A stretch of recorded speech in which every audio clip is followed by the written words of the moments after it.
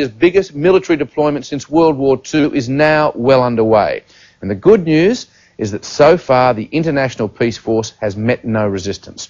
We'll cross to Dili shortly, but we begin this report from Scott Bevan, who watched the operation being launched from Darwin. As we speak, forces are deploying in Dili, and that process will go on through the day.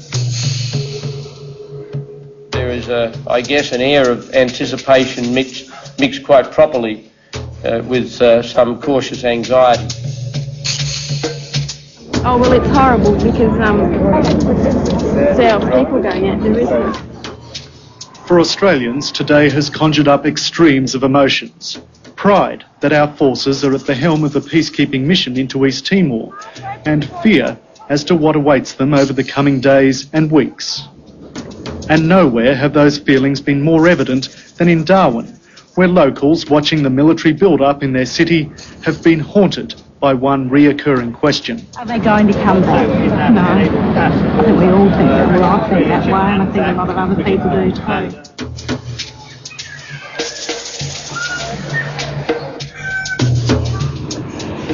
This morning, the first 2,000 peacekeepers disembarked in East Timor's ravaged capital, Dili. Thanks a lot. Good luck. Back in Darwin, Prime Minister John Howard led a parliamentary farewell committee for those soon to go.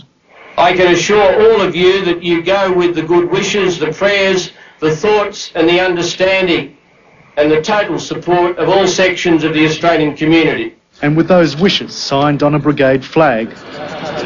I said good luck to all your mates from all your mates in Australia. Soldiers have in turn told how they're going with the best intentions. We're about providing that security for women and children and husbands and wives and brothers, and that's what we look at, and that gives us our focus and the reason for being there. We're over there to do a job, and that's to restore security to the East Timorese as soon as possible. This is it. This is what we trained for, and there's a certain amount of apprehension, concern for their families and that sort of thing that they're leaving behind, but in general, we're good to go. Not so keen to see the young service people go are their families. Great to see you. At the same wharves where the PM today toured the HMAS Jarvis Bay. Here we go. Fiona and Michelle have been waiting, determined not to miss seeing their soldier partners, who are expected to be transported to Timor in the Fast Cat. The pair had flown all the way from Sydney to be close to their men whenever they could be. It's been great, just having that bit of quality time, a couple of hours here and there, it means a lot. It's worth coming up here, it's worth the money. The money's not the issue, I don't. Not that the women have had any idea when and if they would see their partners before they sailed. At the moment, we've just been living off assumptions at the moment. They're going, they're not going, so it's just really hard, but yeah. For a couple of days now, loved ones have been reconciling themselves to saying that goodbye. On late Saturday, the first of those farewells were uttered as 9 ships set sail for East Timor.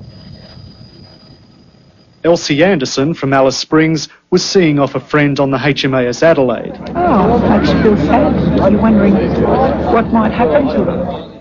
For young mum Mary Ann Hogan, observing this has helped her prepare for her own inevitable farewell to her soldier husband. I've been thinking about them and their families, especially probably the wives who left, and if they've got children, so I wonder about them. With a desire to show their support, locals like Peter and Sue Stevens were disappointed there was no announcement about the ships leaving to allow people to line the shore. So they can see that people are proud of what they're doing. I think that's the thing to know, that there is some support left behind. We're just not all, who cares? We do actually care what's happening. Do you think more would have been here if there was some sort of announcement? Oh, yeah.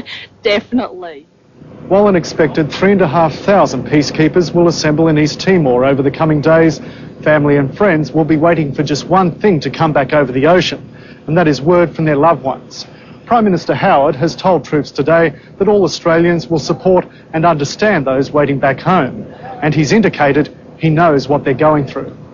Prime Minister, you relayed the feelings of the soldiers as you said goodbye. What did you experience? What did you feel as you bid these young men and women farewell? Well, I felt a sense of great responsibility, a sense of anxiety for them, I hope that all goes well and they all come back home safely. That's what I thought. Hopefully they'll come back, all of them will come back. I have no doubt that in the long tradition of Australian military activity, you'll do this country proud. We wish you Godspeed and a safe return home. We sure do. Scott Bevan reporting there from Darwin. And now from Dili, we're joined by Nine Network reporter Christopher Zinn, who flew into East Timor with the Peace Force earlier today. Christopher, thanks for joining us. What's the mood like there? Well, now I'm at the waterfront where there are thousands of refugees. It seems positively buoyant. I mean, people are coming up and saying, hello, mister. The kids have got all the big smiles. There's certainly food and rice. I can see someone eating a noodle soup now. There's bags of rice stacked up. So people are seeming surprisingly well considering what's gone on. But of course, this is just the scene in Dili. Goodness knows what's happened in the interior. What about the relationship between the UN force, particularly the Australians, and the Indonesian army? Well, we landed at the airport, came off an RAF flight a couple of hours ago, and the first thing we saw were a huddle of Aussie troops and the Indonesian army, the TNI, hanging around, swapping cigarettes with each other, checking out each other's guns and seeing how the magazine's working. You know, like old mates, really. It was quite surprising. And a number of the Australians did speak English, so they were actually able to have conversations. So from that sort of anecdotal point of view, they seem to have got off to a good start. So from what you've seen, very little animosity at all? Well, yeah, I mean, it's all very selective. We drove in from the airport, or I should say we got a ride on the back of an Indonesian truck. Some areas are completely devastated in a terrible state. Some seem much more untouched. It is really terrible to see whole suburbs absolutely sacked. And following the wanton destruction has been looting, because there's a lot of people here living with nothing. So they've gone in wherever possible to get scraps of furniture and clothes so they can live some sort of existence on the street. There were reports that that the peacekeeping force stopped some members of the militia and disarmed them during the day. Is that true? Yeah, that's true. I heard an Australian major explain how he witnessed that. In fact, there was two militia on a motorbike who had a homemade gun, and an Australian troops with New Zealand troops asked them to hand them over. I think there were TNI in attendance. The militia did so, and there was no incident. It seemed they seemed very happy with that as indicative of the way things were going to go, or certainly they hoped they were going to go. And are there many people, many refugees in the town? Have you seen many?